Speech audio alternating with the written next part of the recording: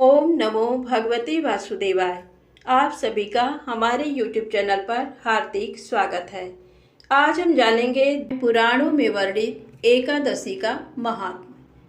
सब धर्मों के ज्ञाता, वेद और शास्त्रों के अर्थ ज्ञान में पारंगत, सबके हृदय में रमण करने वाले श्री विष्णु के तत्व को जानने वाले तथा भगवत परायण प्रहलाद जी जब सुखपूर्वक बैठे हुए थे, उस समय उनके समीप स्वधर्म का पालन करने वाले महर्षि कुछ पूछने के लिए आए। महर्षियों ने कहा, प्रहलाद जी, आप कोई ऐसा साधन बताइए जिससे ज्ञान, ध्यान और इंद्रिय निग्रह के बिना ही अनायास भगवान विष्णु का परम पद प्राप्त हो जाता है। उनके ऐसा कहने पर संपूर्ण लोगों के हित के लिए उद्यत रहने वाले विष्णु भक्त महाभाग प्रहलाद जी ने संक्षेप में इस प्रकार कहा, महर्षियों, जो 18 पुराणों का सार से भी सारतर तत्व है, जिसे कार्तिकेय जी के पूछने पर भगवान शंकर ने उन्हें बताया था, उसका वर्णन करता हूँ, सुनिए। महादेव जी कार्तिकेय से बोले, जो कल में एकादशी की रात में जागरण करते समय वैष्णव शास्त्र का पाठ करता है, उसके कोटि जन्मों के किए हुए 4 प्रकार के पाप नष्ट हो जाते हैं। जो एकादशी के दिन वैष्णव शास्त्र का उपदेश करता है, उसे मेरा भक्त जानना चाहिए। जिसे एकादशी के जागरण में निद्रा नहीं आती तथा जो उत्साहपूर्वक नाचता और गाता है, वह मेरा विशेष भक्त है। मैं उसे उत्तम ज्ञान देता हूँ और भगवान विष्णु मोक्ष प्रदान करते हैं। अतः मेरे भक्त को विशेष रूप से जागरण करना चाहिए। जो भगवान विष्णु से बैर करते हैं, उन्हें पाखंडी जानना चाहिए। जो एकादशी को जागरण करते और गाते हैं, उन्हें आधे निमेष में अग्निष्टोम तथा अति रात्रि यज्ञ के समान फल प्राप्त होता है। जो रात्रि जागरण में बारंबार भगवान विष्णु के मुखार बिंद का दर्शन करते हैं, उनको भी वही फल प्राप्त होता है जो मानव द्वादशी तिथि को भगवान विष्णु के आगे जागरण करते हैं। वे यमराज के पास से मुक्त हो जाते हैं।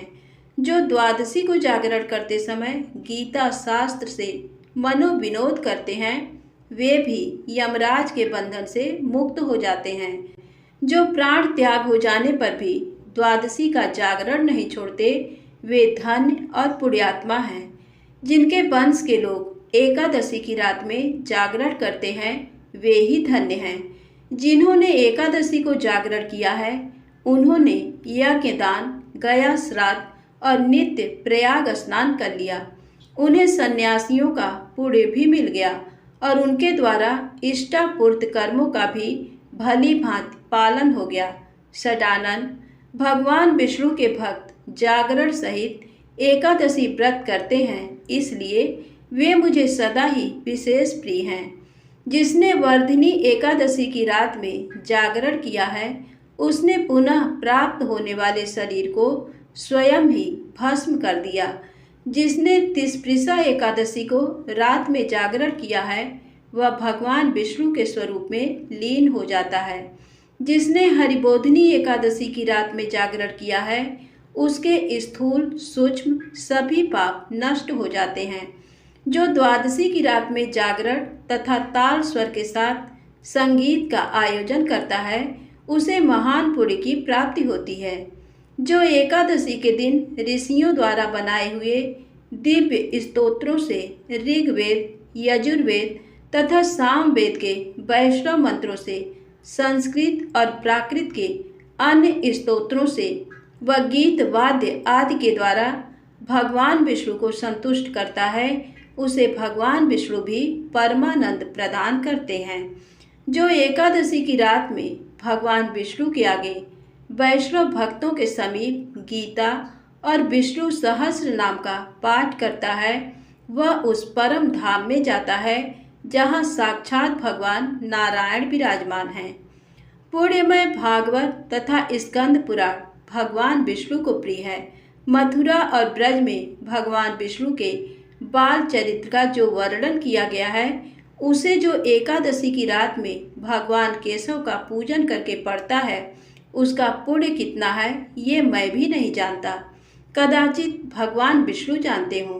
बेटा, भगवान के समीप गीत, नृत्य तथा स्तोत्र पाठ आदि से जो फल होता है, वही कल में श्री हरि के समीप जागरण करते समय विष्णु सहस्र नाम, गीता तथा श्रीमद् भागवत का पाठ करने से सहस्र गुना होकर मिलता है। जो श्री हरि के समीप जागरण करते समय रात में दीपक जलाता है, उसका पुण्य 100 कल्पों में भी नष्ट नहीं होता। जो जागरण काल में मंजरी सहित तुलसी दल से भक्ति पूर्वक श्री हरि का पूजन करता है, उसका पुनः इस संसार में जन्म नहीं होता। स्नान, चंदन, लेप, धूप, दीप, नैवेद्य और तांबूल ये सब जागरण काल में भगवान को समर्पित किया जाए तो उससे अक्षय पुण्य होता है। कार्तिकेय, जो भक्त मेरा ध्यान करना चाहता है वह एकादशी की रात्रि में श्री हरि के समीप भक्ति पूर्वक जागरण करे। एकादशी के दिन जो लोग जागरण करते हैं, उनके शरीर में इंद्र आदि देवता आकर स्थित होते हैं। जो जागरण काल में महाभारत का पाठ करते हैं, वे उस परम धाम में जाते हैं जहाँ सन्यासी महात्मा जाया करते हैं। जो उस समय श्री रामचंद्र जी का चरित्र 10 कंठ बध पढ़ते हैं, वे योग वेत्ताओं की गति को प्राप्त होते हैं।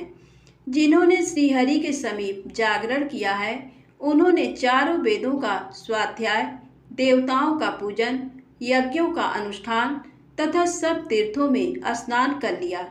श्री कृष्ण से बढ़कर कोई देवता नहीं है और एकादशी व्रत के समान दूसरा कोई व्रत नहीं है।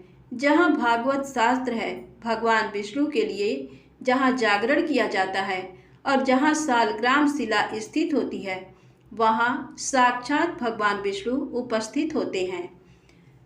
एकादशी व्रत विधि। दशमी की रात्रि को पूर्ण ब्रह्मचर्य का पालन करें तथा भोग विलास से भी दूर रहें। प्रातः एकादशी को लकड़ी का दातुन तथा पेस्ट का उपयोग ना करें। नींबू, जामुन या आम के पत्ते लेकर चबा लें और उंगली से कंठ शुद्ध कर लें। वृक्ष से पत्ता तोड़ना भी वर्जित है, अतः स्वयं गिरे हुए पत्ते का सेवन करें। यदि ये संभव ना हो तो पानी से 12 कुल्ले कर लें। फिर स्नान आदि कर मंदिर में जाकर गीता पाठ करें या पुरोहित आदि से श्रवण करें।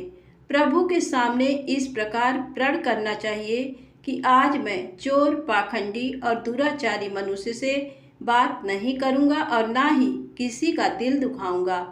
गौ, ब्राह्मण आदि को फलाहार व अन्न आदि देकर प्रसन्न करूँगा। रात्रि को जागरण कर कीर्तन करूँगा। ओम नमो भगवते वासुदेवाय इस 12 अक्षर मंत्र अथवा गुरु मंत्र का जाप करूँगा। राम, कृष्ण, नारायण इत्यादि विष्णु सहस्र नाम को कंठ का भूषण बनाऊंगा।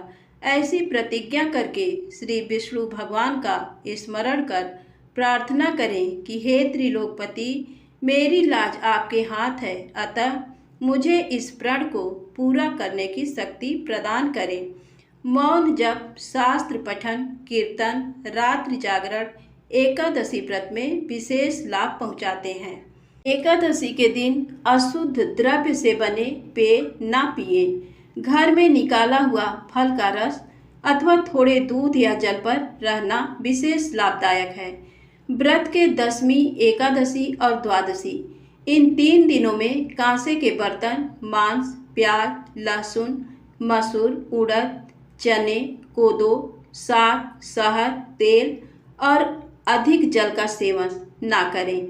व्रत के पहले दिन दशमी को और दूसरे दिन द्वादशी को हविष्यान्न यानी जौ, गेहूँ, मूंग, सेंधा नमक, काली मिर्च, शर्करा और गोघृत आदि का एक बार भोजन करें। फलाहारी को गोभी, गाजर, सलजम, पालक, कुल्फा का साग इत्यादि सेवन नहीं करना चाहिए। आम, अंगूर, केला, बादाम, पिस्ता इत्यादि अमृत फलों का सेवन करना चाहिए। जुआ, निद्रा, पान, पराई निंदा, चुगली, चोरी, हिंसा, मैथुन, क्रोध तथा झूठ, कपट आदि अन्य कुकर्मों से नितांत दूर रहना चाहिए। बैल की पीठ पर सवारी ना करें। भूल बस किसी निंदक से बात हो जाए तो इस दोष को दूर करने के लिए भगवान सूर्य के दर्शन तथा धूप दीप से श्री हरि की पूजा कर क्षमा मांग लेनी चाहिए। एकादशी के दिन घर में झाड़ू नहीं लगाएं, इससे चींटी आदि सूक्ष्म जीवों की मृत्यु का भय रहता है। इस दिन बाल नहीं कटाएं, मधुर बोलें, अधिक ना बोलें। अधिक बोलने से न बोलने योग्य वचन भी निकल जाते हैं। सत्य भाषण करना चाहिए। इस दिन यथाशक्ति अन्न दान करें, किंतु स्वयं किसी का दिया हुआ अन्न कदापि ग्रहण ना करें। प्रत्येक वस्तु प्रभु को भोग लगाकर तथा तुलसी दल छोड़कर ग्रहण करनी चाहिए। एकादशी के दिन किसी संबंधी की मृत्यु हो जाए तो उस दिन व्रत रखकर उसका फल संकल्प करके मृतक को देना चाहिए। प्राणी मात्र को अंतर्यामी का अवतार समझकर किसी से छल कपट नहीं करना चाहिए। अपना अपमान करने या कटुवचन बोलने वाले पर भूल कर भी क्रोध नहीं करें। संतोष का फल सर्वदा मधुर होता है। मन में दया रखनी चाहिए। इस विधि से व्रत करने वाला उत्तम फल को प्राप्त करता है। द्वादशी के दिन ब्राह्मणों को मिष्ठान, दक्षिणा आदि से प्रसन्न कर उनकी परिक्रमा कर लेनी चाहिए। अब जानते हैं व्रत खोलने की विधि। द्वादशी को सेवा पूजा की जगह पर बैठकर भुने हुए 7 चनों के 14 टुकड़े करके अपने सिर के पीछे फेंकना चाहिए। मेरे 7 जन्मों के शारीरिक, वाचिक और मानसिक पाप नष्ट हुए, ये भावना करके 7 अंजलि तुलसी डालकर जल पीना और चने के 7 दाने खाकर व्रत खोलना चाहिए। आइए जानते हैं एकादशी माता की कहानी। युधिष्ठिर ने भगवान श्री कृष्ण से पूछा, भगवान, पूर्णमयी एकादशी तिथि कैसे उत्पन्न हुई? इस संसार में वह क्यों पवित्र मानी गई तथा देवताओं को कैसे प्रिय हुई? श्री भगवान बोले, कुंती नंदन, प्राचीन समय की बात है। सतयुग में मूर नामक दानव रहता था। वह बड़ा ही अद्भुत, अत्यंत रौद्र तथा संपूर्ण देवताओं के लिए भयंकर था। उस काल रूपधारी दुरात्मा महासुर ने इंद्र को भी जीत लिया था। संपूर्ण देवता उससे परास्त होकर स्वर्ग से निकाले जा चुके थे और शंकित तथा भयभीत होकर पृथ्वी पर विचरा करते थे। एक दिन सब देवता महादेव जी के पास गए। वहाँ इंद्र ने भगवान शिव के आगे सारा हाल का सुनाया। इंद्र बोले, महेश्वर, ये देवता स्वर्ग लोक से निकाले जाने के बाद पृथ्वी पर विचर रहे हैं। मनुष्यों के बीच रहना इन्हें शोभा नहीं देता। देव, कोई उपाय बतलाइए। देवता किसका सहारा लें? महादेव जी ने कहा, देवराज, जहाँ सबको शरण देने वाले, सबकी रक्षा में तत्पर रहने वाले जगत के स्वामी भगवान गरुड़ ध्वज विराजमान हैं, वहाँ जाओ, वे तुम लोगों की रक्षा करेंगे। भगवान श्री कृष्ण कहते हैं, युधिष्ठिर, महादेव जी की ये बात सुनकर परम बुद्धिमान देवराज इंद्र संपूर्ण देवताओं के साथ क्षीर सागर में गए, जहाँ भगवान गदाधर सो रहे थे। इंद्र ने हाथ जोड़कर उनकी स्तुति की। इंद्र बोले, देव देवेश्वर, आपको नमस्कार है। देव, आप ही पति, आप ही मति, आप ही कर्ता और आप ही कारण हैं। आप ही सब लोगों की माता और आप ही इस जगत के पिता हैं। देवता और दानव दोनों ही आपकी वंदना करते हैं। पुंडरीकाक्ष, आप दैत्यों के शत्रु हैं। मधुसूदन, हम लोगों की रक्षा कीजिए। प्रभो जगन्नाथ, अत्यंत उग्र स्वभाव वाले महाबली मुर नामक दैत्य ने इन संपूर्ण देवताओं को जीतकर स्वर्ग से बाहर निकाल दिया है। भगवान देव देवेश्वर, शरणागत वत्सल, देवता भयभीत होकर आपकी शरण में आए हैं। दानवों का विनाश करने वाले कमल नयन भक्त वत्सल देव देवेश्वर जनार्दन, हमारी रक्षा कीजिए, रक्षा कीजिए। भगवान, शरण में आए हुए देवताओं की सहायता कीजिए। इंद्र की बात सुनकर भगवान विष्णु बोले, देवराज, ये दानव कैसा है, उसका रूप और बल कैसा है तथा उस दुष्ट के रहने का स्थान कहाँ है? इंद्र बोले, देवेश्वर, पूर्व काल में ब्रह्मा जी के वंश में तालजंघ नामक एक महान असुर उत्पन्न हुआ था जो अत्यंत भयंकर था। उसका पुत्र मुर दानव के नाम से विख्यात है। वह भी अत्यंत उत्कट, महापराक्रमी और देवताओं के लिए भयंकर है। चंद्रावती नाम से प्रसिद्ध एक नगरी है, उसी में स्थान बनाकर वह निवास करता है। उस दैत्य ने समस्त देवताओं को परास्त करके उन्हें स्वर्गलोक से बाहर कर दिया है। उसने एक दूसरे ही इंद्र को स्वर्ग के सिंहासन पर बैठाया है। अग्नि, चंद्रमा, सूर्य, वायु तथा वरुण भी उसने दूसरे ही बनाए हैं। जनार्दन, मैं सच्ची बात बता रहा हूँ, उसने सब कोई दूसरे ही कर लिए हैं। देवताओं को तो उसने उनके प्रत्येक स्थान से वंचित कर दिया है। इंद्र की ये बात सुनकर भगवान जनार्दन को बड़ा क्रोध आया। उन्होंने देवताओं को साथ लेकर चंद्रावती नगरी में प्रवेश किया। भगवान गदाधर ने देखा कि दैत्यराज बारंबार गर्जना कर रहा है और उससे परास्त होकर संपूर्ण देवता दसों दिशाओं में भाग रहे हैं। अब वह दानव भगवान विष्णु को देखकर बोला, खड़ा रह, खड़ा रह। उसकी ये ललकार सुनकर भगवान के नेत्र क्रोध से लाल हो गए। वे बोले, अरे दुराचारी दानव, मेरी इन भुजाओं को देख। ये कहकर श्री विष्णु ने अपने दिव्य बाणों से सामने आए हुए दुष्ट दानवों को मारना आरंभ किया। दानव भय से विह्वल हो उठे। पांडुनंदन, तत्पश्चात श्री विष्णु ने दैत्य सेना पर चक्र का प्रहार किया। उससे छिन्न भिन्न होकर सैकड़ों योद्धा मौत के मुख में चले गए। इसके बाद भगवान मधुसूदन बद्रिकाश्रम को चले गए। वहां सिंहावती नाम की गुफा थी जो 12 योजन लंबी थी। पांडुनंदन, उस गुफा में एक ही दरवाजा था। भगवान विष्णु उसी में सो गए।